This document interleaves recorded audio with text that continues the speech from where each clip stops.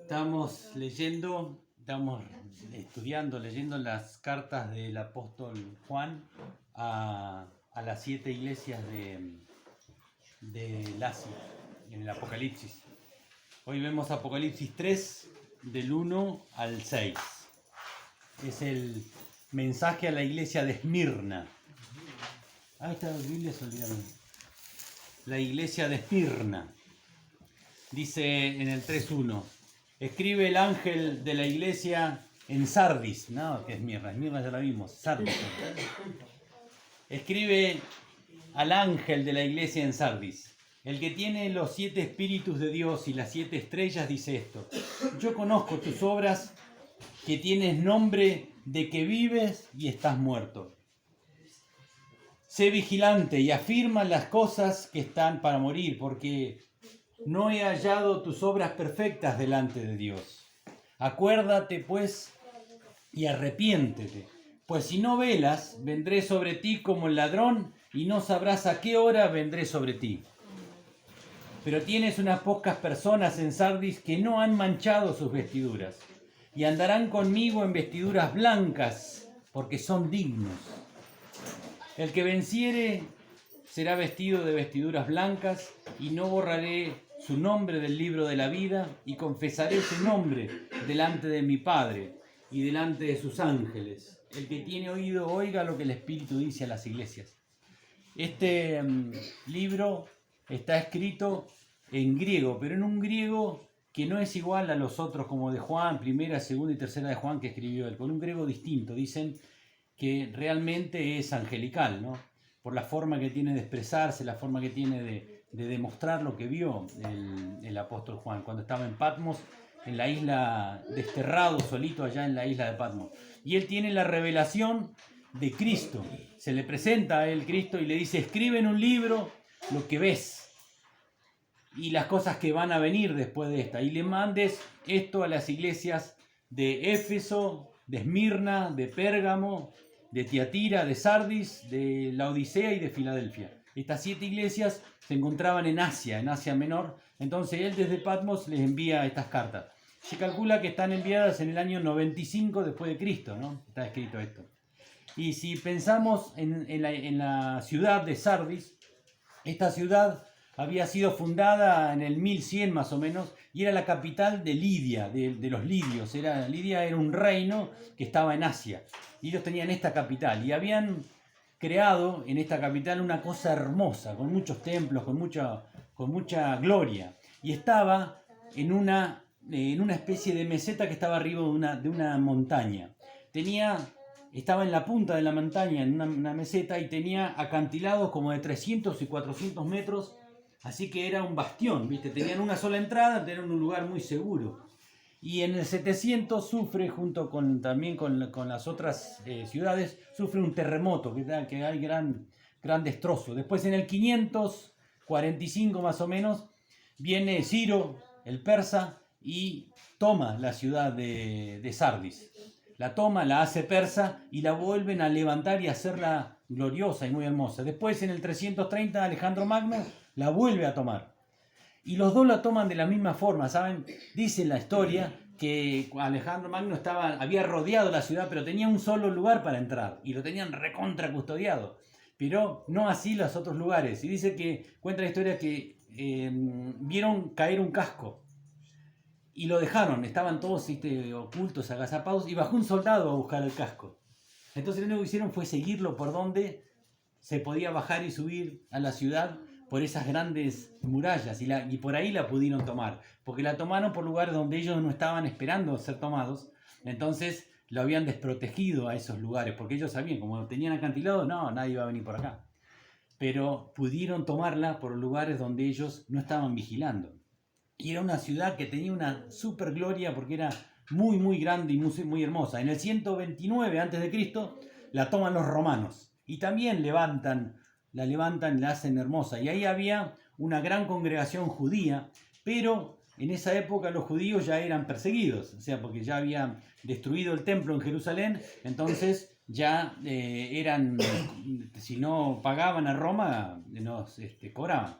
Entonces, en el templo se dice que cuando se encuentra tenían imágenes de Roma. Era grande la comunidad judía que había ahí, pero había algunas imágenes de Roma. Habían permitido que se mezcle con los romanos. Y ellos tenían, en el año 60 anduvo por ahí el apóstol Pablo.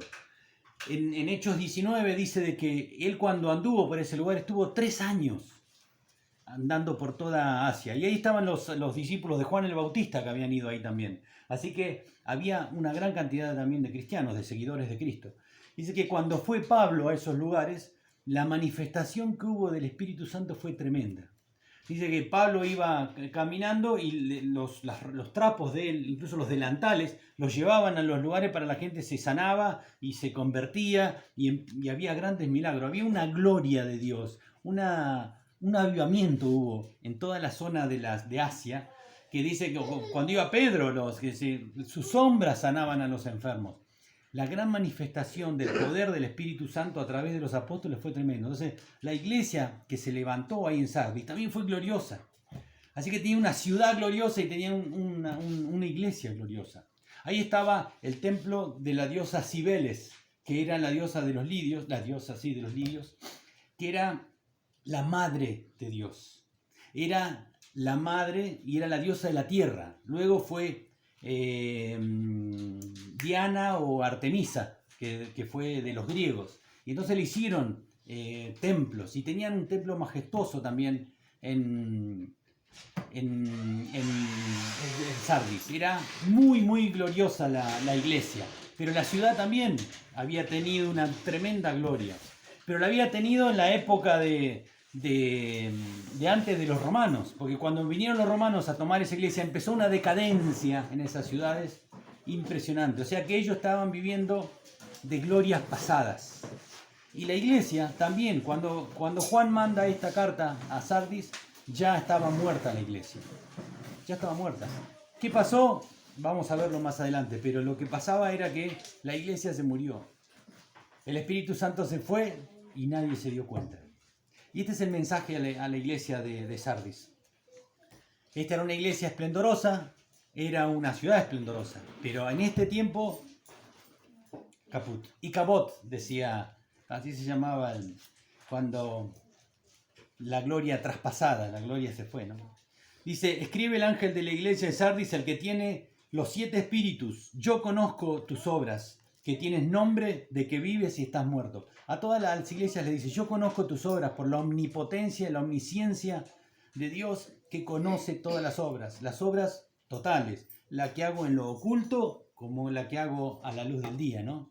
Él conoce todas nuestras obras y dice que Él tiene los 7 espíritus. Nosotros estuvimos viendo lo que eran los 7 espíritus cuando estuvimos hablando de la manifestación, cuando Jesús se presenta a las iglesias. Él se presenta a cada iglesia en una forma distinta. En el principio, en Apocalipsis 1, cuando Jesús se le presenta a Juan, él ve la manifestación completa.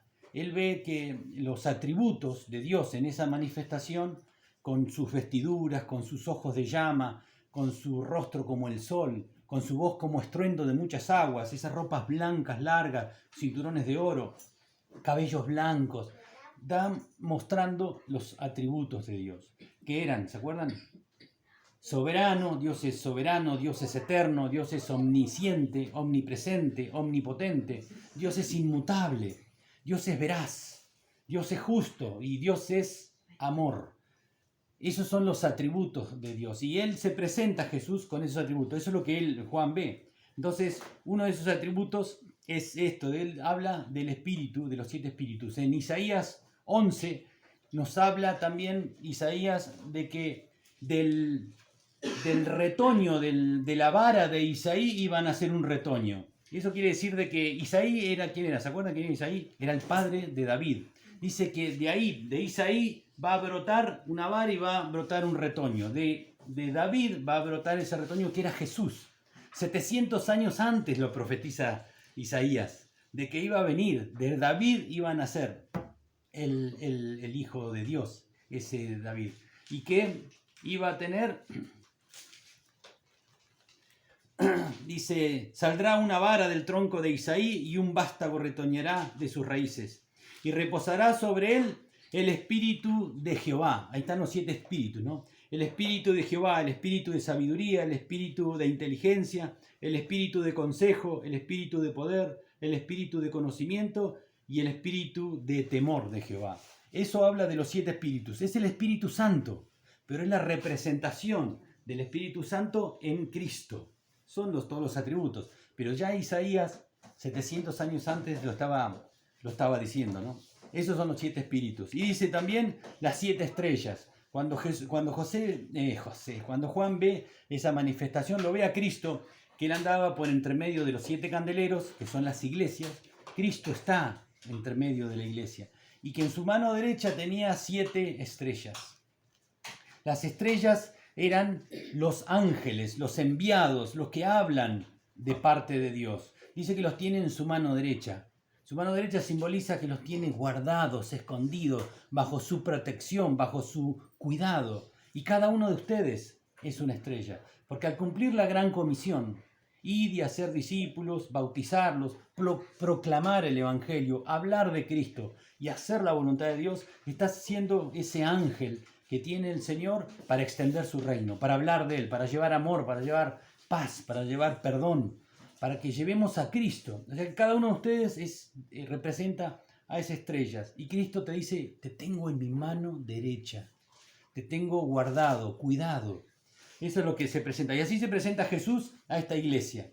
¿Y por qué se presenta? Porque ellos tenían una gloria descomunal y ahora habían caído en decadencia. El pueblo era miseria y la iglesia no tenía la presencia del Espíritu Santo.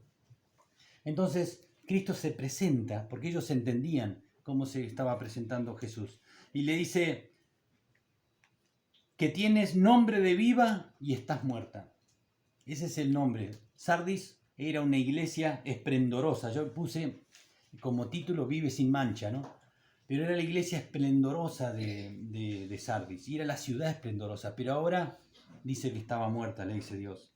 Sé vigilante y afirma las otras cosas que están para morir, porque no he hallado de tus obras perfectas delante de Dios. Todas las cosas que estás haciendo no están con el Espíritu Santo. ¿Se acuerdan que cuando el Espíritu Santo, nosotros nacemos con cuerpo, con alma y con un espíritu muerto? Cuando el Espíritu Santo entra a nuestras vidas, vivifica nuestro espíritu, le da vida a nuestro espíritu. O sea que si el Espíritu Santo no estaba acá, estaba muerta, no estaba vivificada, no muerta de 2 metros bajo tierra, sino muerta por la falta de Dios.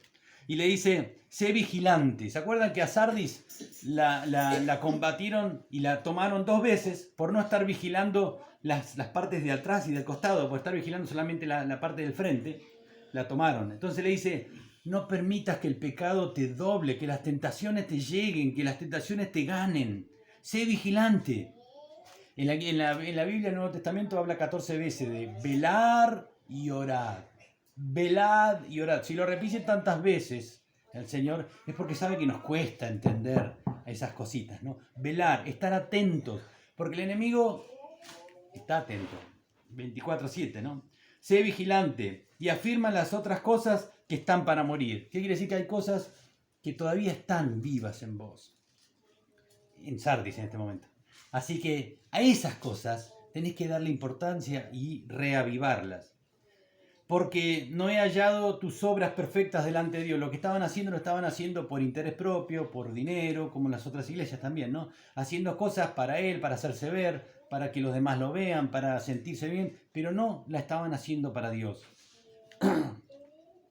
Acuérdate, pues, de lo que has recibido y oído, y guárdalo. Y arrepiéntete, pues, si no velas, otra vez, vendré sobre ti como ladrón, y no sabrás a qué hora vendré sobre ti.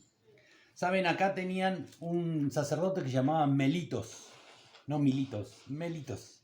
Este sacerdote había mandado una carta a Marcos Aurelio, que fue uno de los mejores, César romano, por el tema de los cristianos. Y él hizo la compilación de todas las escrituras del Antiguo Testamento. Hizo un compilado del Antiguo Testamento. Ellos tenían la palabra. Ellos tenían de dónde leerla, ellos tenían de dónde ver la verdad, pero se habían alejado de la verdad. Acá se encuentra también, y hay registro de la primera moneda de plata con la cara de la diosa Cibeles. Y era esplendoroso lo que era la ciudad. Pero después de los romanos, en decadencia. Entonces la iglesia le pasó lo mismo. Y por eso Jesús les dice, yo sé que en el rincón de tu corazón hay todavía fuego del Espíritu Santo. Y les dice que Romanos 12 dice que nuestro cuerpo tenemos que presentarlo como sacrificio vivo, agradable a Dios. Y que no debemos conformarnos a este mundo. ¿Qué es conformarse? A tener la forma. No tengas la forma del mundo, nos dice el Señor.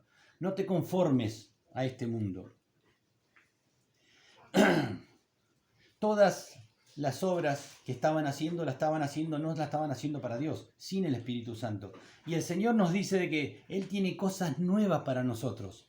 Dejemos las cosas viejas y empecemos a hacer las cosas nuevas. Dice que cosas que ojo no vio, ni oído yo, ni subieron al corazón del hombre, son las cosas que tienen preparadas para vos. Pero si vos no vas a buscarlas, no las vas a encontrar. Dios tiene preparadas para dártelas. ¿Y cómo las encuentro? Leyendo la Biblia, orando, en la comunión de los santos, donde nos alimentamos espiritualmente. Es ahí donde Dios nos puede dar, nos puede bendecir. Dice, sé vigilante y afírmalas, no las dejes pasar. Las cosas que están por morir, porque no he hallado obra. Acuérdate, pues, de lo que has recibido y oído, y guárdalo, y arrepiéntete. ¿Se acuerdan lo que era arrepentirse? Cuando yo voy caminando hacia adelante, veo que estoy mal, me siento mal. Entonces yo me arrepiento, quiere decir de que cambio de dirección y voy a Cristo. No es dejar de hacerlo, porque eso es remordimiento, ¿no? Yo tengo dos ejemplos, que es Judas, el Iscariote, y Pablo. Los dos hicieron cosa tremenda, que es negarlo a Cristo. Lo negaron, blasfemaron contra Cristo. Dijeron que no, yo ese no lo conozco, y decían malas palabras. Los dos hicieron lo mismo. Pero Pablo, ¿qué pasó cuando se encuentra otra vez con el Señor? Se arrepiente y le pide perdón y Dios lo restaura. Y Judas no. Judas se arrepintió porque fue y le tiró las monedas a los sacerdotes y le dijo, he mandado al frente a un justo, reconozco que no tendría que haberlo hecho. Pero no fue a Cristo a pedirle perdón y a arrepentirse. Él no creía que iba a haber el perdón y iba a redimir su alma. Fue y se ahorcó. Miren la diferencia, ¿no? Ante la misma situación que hace cada uno. Y arrepentirse, él le agarró remordimiento y ahí quedó. No hizo la vuelta para atrás. Yo me siento mal, hice mal, estoy haciendo las cosas mal, estoy viendo cosas que no tengo que ver, no escucho cosas que no tengo que escuchar. Tendría que estar haciendo esto y no lo hago. Señor, perdóname. Pero bueno, queda ahí. No, es perdoname, cambiar de lugar e ir a los pies de Cristo, donde yo tengo que entregar todas las cosas que a mí me están haciendo mal. Confesaos los unos a los otros para ser sanos, dice la palabra. Aviva el fuego del don de Dios que está en ti, le dijo Pablo a Timoteo, 2 de Timoteo 1:6. Aviva el don del fuego de Dios que está en ti por la imposición de mis manos, porque no tenemos espíritu de temor, ahora tenemos espíritu de poder y de dominio propio. El Espíritu Santo te da la fuerza para dejar de hacer lo que no está bien que hagas. El Espíritu Santo te da la fuerza para poder dejar de hacer lo que estás haciendo mal y tomar nuevos caminos. Pedirle al Señor que te dé la fuerza, el denuedo, para poder cambiar y que se cambie tu situación y todo lo que te rodea también va a cambiar, porque ese es el efecto dominó del Señor, ¿no? Dice, ser vigilante, velad. Dios nos dice que tenemos que ser vigilantes. ¿Por qué? Porque el diablo anda como león rugiente buscando a quien devorar. 24:7, ¿no? Eso está en 1 de Pedro 5:8. Eso es lo que hace el diablo. Como león rugiente buscando a quien devorar. Si nosotros vemos en la naturaleza, porque la Biblia está expresada en poesías, en parábolas, en forma directa, en historia, pero nos hace entender con las cosas que podemos ver y entender nosotros para poder reflejar el cielo en nuestro corazón. Dice que el diablo anda como león rugiente. Si nosotros vemos la naturaleza, el león, ¿a quién agarra? Los que se alejan de la manada, a eso los agarra. A los viejos, a los enfermos y a los que están descuidados. Tráelo a tu persona. Cuando vos te descuidás Y vos decís, no, Señor, yo voy a hacerlo y oro para que esto no pase y por ahí, y metí la pata. Entonces, urgente, Señor, perdón, me arrepiento, vengo a tus pies, ayúdame. Y estoy atento porque el enemigo me va a tirar cosas que no, al principio no son malas, pero después nos pueden llevar a hacer cosas malas. O pensamientos. Pueden venir pensamientos que si yo los anido en mi cabeza, le doy lugar al diablo. Eso es lo importante de decir no, bien cerquita. La carne hay que crucificarla. A las cosas espirituales, al diablo se lo reprende, pero las cosas de la carne se crucifican, no hay otra forma. Si quieren ser mis discípulos, dijo el Señor, negate a vos mismo, negate, morí, negate, toma tu cruz y seguime, si no, no vas a poder ser mi discípulo.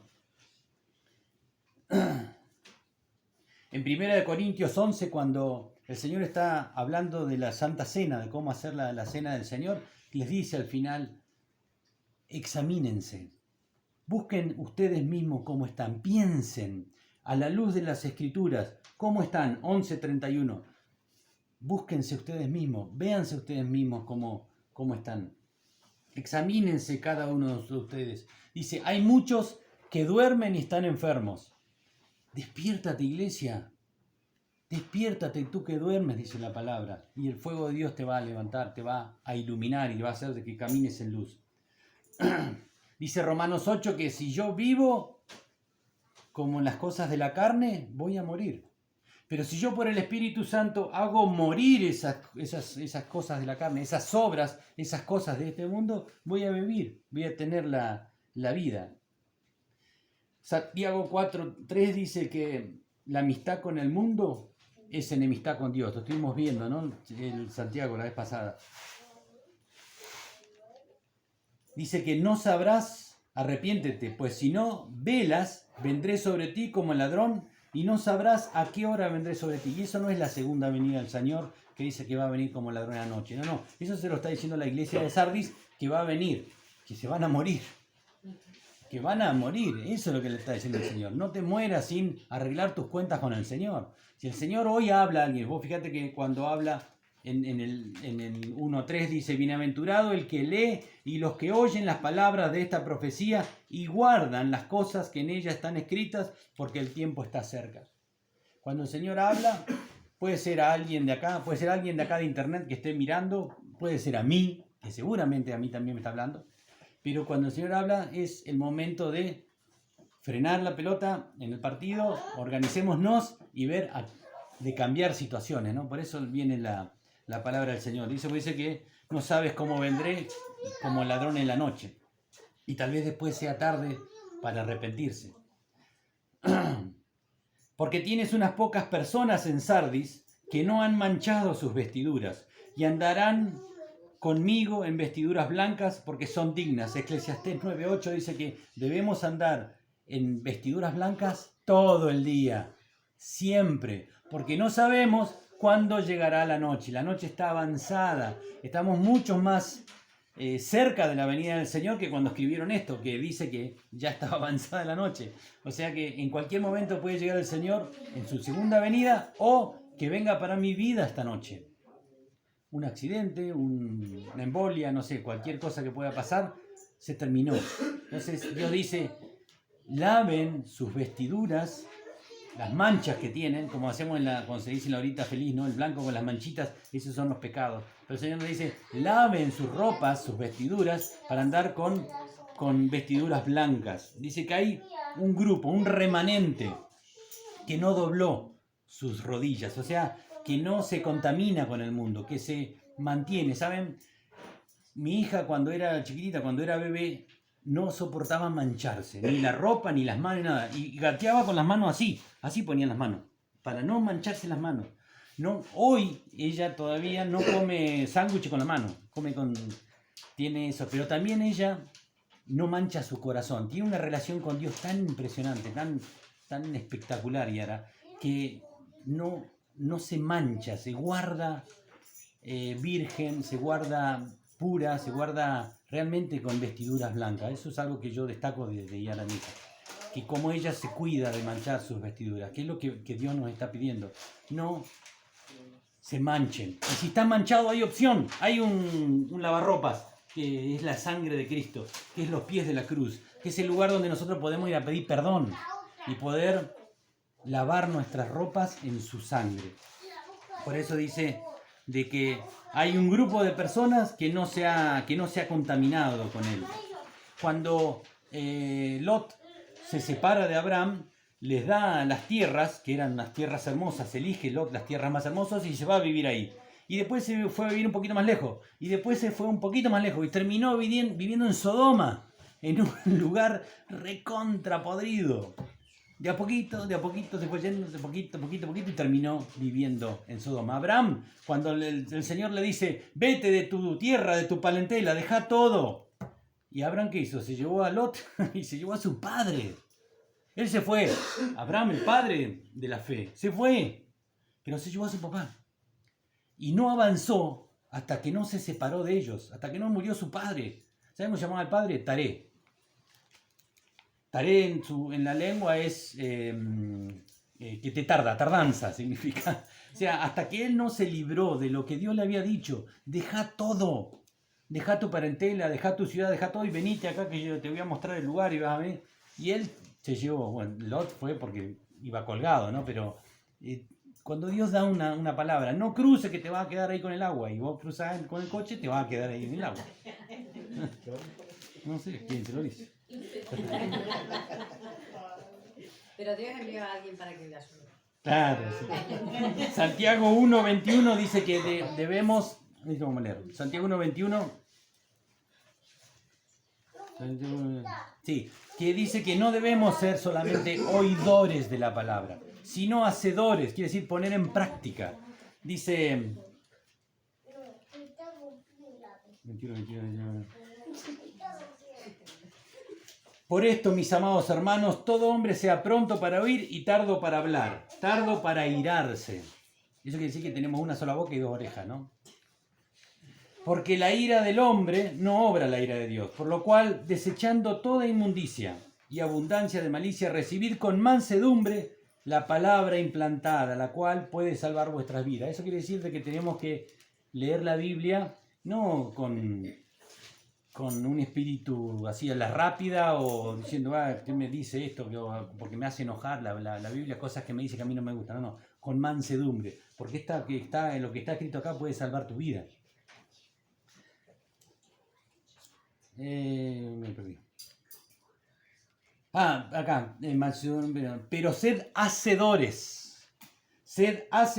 de la palabra y no solamente oidores, engañándose a vosotros mismos, porque si alguno es oidor de la palabra, pero no hacedor de ella, este es semejante al hombre que se considera en un espejo su rostro natural, porque él se considera a sí mismo y se va y luego olvida cómo era.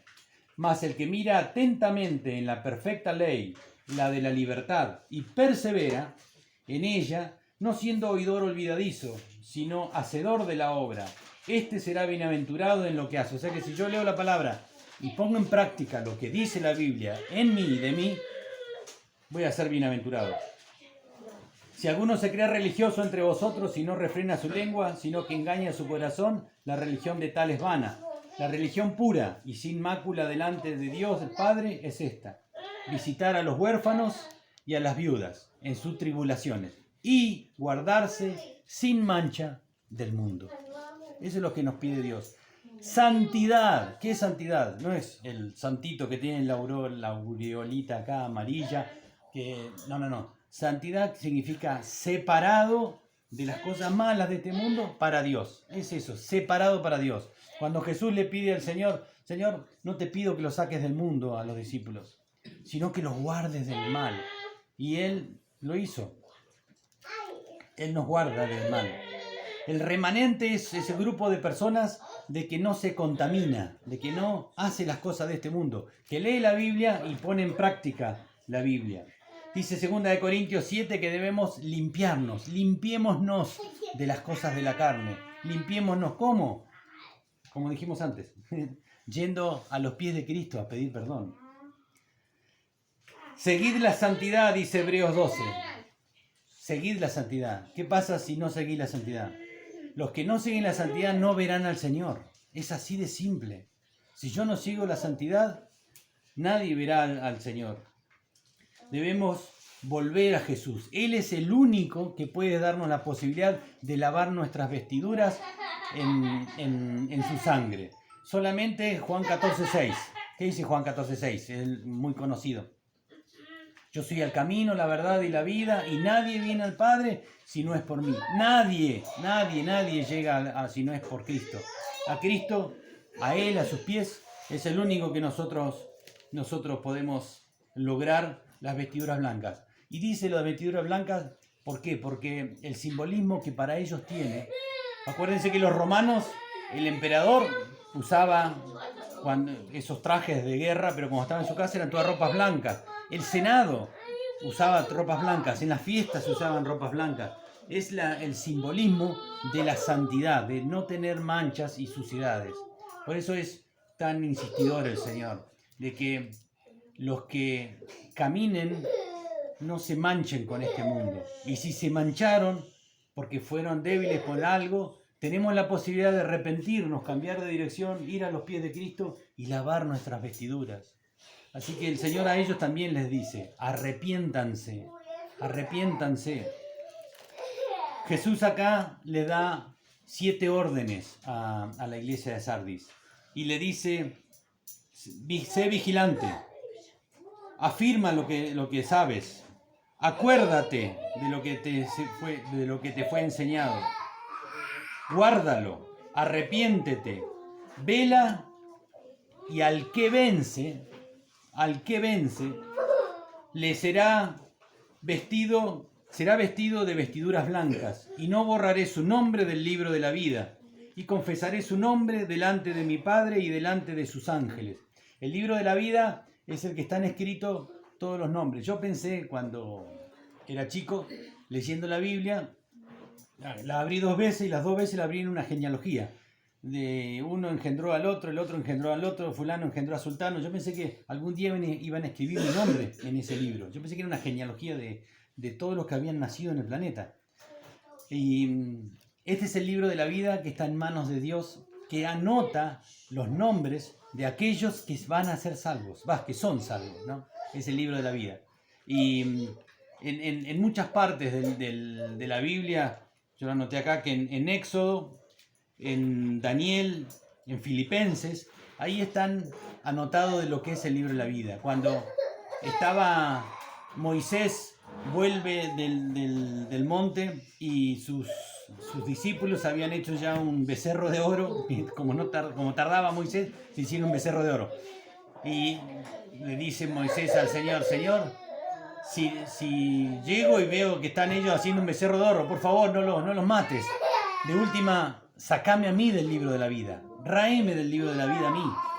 Así que el libro de la vida está anotado todos aquellos que van a ser salvos. Y Daniel lo dice, que van a ser salvos en el tiempo postrero los que estén anotados ahí. Los que no están anotados van a tener la segunda muerte. ¿Se acuerdan que cuando uno nace tiene un nacimiento y tiene una muerte? Pero si no tiene un nuevo nacimiento, tiene una segunda muerte. Esa muerte es donde los van a largar al infierno, al lago de fuego preparado para el diablo y sus ángeles. Así que el que tiene un nacimiento tiene 2 muertes, pero el que tiene 2 nacimientos tiene una sola muerte. Y eso es lo que le dice acá a la iglesia de Sardis. Le dice, el que venciere será vestido de vestiduras blancas, y no borraré su nombre del libro de la vida, y confesará su nombre delante de mi Padre y delante de sus ángeles. El que tiene oído oiga el que el Espíritu dice a las iglesias. Él lo va a confesar delante de los ángeles y delante de Dios. ¿Por qué? Porque va a estar tu nombre escrito en el libro de la vida. Y no vas a sufrir la segunda muerte, que es la muerte eterna. ¿Saben? Hay una historia que dice que los ingleses iban a cazar a los armiños. Y este animalito es un animal que tiene pelaje blanco abajo y pelaje marrón arriba. Pero hay una especie que es todo blanco, que le dicen el armiño de invierno. Y cuando lo van a cazar, los ingleses usaban el hecho de salir a cazarlo con perros y esperaban que salga de la madriguera. Después que salía de la madriguera, lo llenaban de barro toda la madriguera y lo salían a correr. Y el animal, cuando volvía a su madriguera, veía el barro y prefería morir antes que ensuciarse. Antes de entrar a la cueva y llenarse de barro, prefería que lo maten. Y eso es lo que Dios nos está diciendo a nosotros. No ensuciemos nuestras vestiduras con el pecado, no nos dejemos contaminar con este mundo, no nademos en la corriente de este mundo. Las cosas que hace este mundo nos van a llevar a la perdición. El camino al infierno es ancho, es cómodo y todos van. El camino al cielo, a Cristo, es un camino angosto, es finito, cuesta, es fácil salirse del camino. ¿Por qué? Porque todo el mundo agarra el camino ancho. Nosotros, los hijos de Dios, somos hijos de luz y tenemos que caminar en luz, ser sal, ser lo que le da sabor, lo que da sabor a la tierra, lo que le da a la gente otra visión distinta de la vida. Y dice que la puerta es una puerta estrecha, no entran de a dos, entra de a uno. Y es estrecha porque vamos a tener que estar de rodillas seguramente para entrar. El camino es difícil, en el mundo tendréis aflicciones, dijo Jesús, pero confiad, yo he vencido al mundo. Si nos tomamos de la mano de Él, vamos a poder pasar. Pero lo importante de este mensaje, de esta iglesia, es el pecado, las manchas del pecado en mi vida. Si hay manchas en tu vida, es fácil. Vení, confesate, le pedimos perdón a Dios y le pedimos la fuerza para que cambie esa actitud, esa cosa que te está llevando por camino equivocado. Hoy, si nosotros podemos ver dos líneas paralelas, si yo esta línea paralela de acá corro 2 centímetros nada más, o 1 centímetro, la punta, a los 100 metros tengo 30 metros de diferencia. Me fui bien lejos me fui. Y me fui bien lejos de la presencia de Dios. Esta iglesia que estaba en Sardis, estaba Icabod, estaba sin la presencia de Dios. No sé en qué momento dejaron de tener el Espíritu Santo. Y el tema es que no se dieron cuenta de que no estaba el Espíritu Santo en ellos. Y el Señor les dice, pero yo sé que hay un grupo de personas en la iglesia que todavía tienen el fuego de Cristo ahí. Y le dice, reténganlo, reténganlo, que yo voy a venir a buscarlos. Pero si no, va a venir como ladrón en la noche y va a terminar muriendo y sin posibilidad de arrepentirse y entrar al cielo. La iglesia de Sardis era una iglesia esplendorosa, ¿no? Pero estaba viviendo de la gloria pasada, de lo que pasaba antes, de lo que hacía antes. Cuando unos hermanos fueron una hermana fue a Grecia de misionera, ella decía, están los cielos de bronce, lugar donde la cuna, ¿no? Donde estaba Éfeso, donde estaba eso, hoy dice parecen cielos de bronce. 1 cada 8 o 9 años se bautizaba. ¿Dónde está el Señor? ¿Dónde está el Espíritu Santo? Por eso es importante, el fuego del don de Dios está en cada uno de nosotros, tenemos que avivarlo y me corresponde a mí avivar ese fuego. Viste que el Señor te dice, venid a mí todos los que están trabajados, venid a mí todos los que están cansados, venid a mí a lavar las vestiduras, no a mí, sino al Señor. Vayan al Señor para lavar nuestras vestiduras y poder limpiar toda mancha que podamos tener delante de Él. Porque sin esas vestiduras no entremos al reino. Sin esa mancha nadie verá, sin las vestiduras blancas de santidad nadie verá al Señor. Así que es importantísimo tomar en cuenta eso, de limpiar nuestras vestiduras y pensar, el Señor lo es todo, Él lo conoce todo, Él conoce nuestras obras, todas, incluso hasta las que son ocultas para mí, que yo no las veo bien. Si yo se las pido, Él me las va a mostrar y yo voy a poder quitarlas y lavarme de esas vestiduras. Amén. Padre, te alabamos, te bendecimos y te damos toda la gloria a vos, Señor, la honra y el honor. Gracias por habernos nuevamente, Señor, ministrado, hablado a nuestro corazón. Te rogamos que nos des la fortaleza, Señor, para tomar esta palabra y ponerla en práctica, Señor. Poder ir a los pies de tu cruz y lavar nuestras vestiduras en tu sangre, Señor. Poder pedirte perdón por aquellas cosas que no están bien delante de ti, Señor, y dejar de hacerlas y cambiarla y empezar a hacer las cosas que tenemos que hacer, Señor. Te pedimos, ayúdanos, Señor. Sabemos que nos has hablado y hoy tenemos el tiempo para poder arrepentirnos y cambiar de dirección y volver nuevamente a tus brazos, Señor, y estar a upa tuyo, Señor, que sos el mejor lugar donde podemos estar. Gracias, papá. Bendecimos tu nombre y te damos toda la gloria, la honra y el honor a ti. En el nombre de Jesús. Amén. Amén.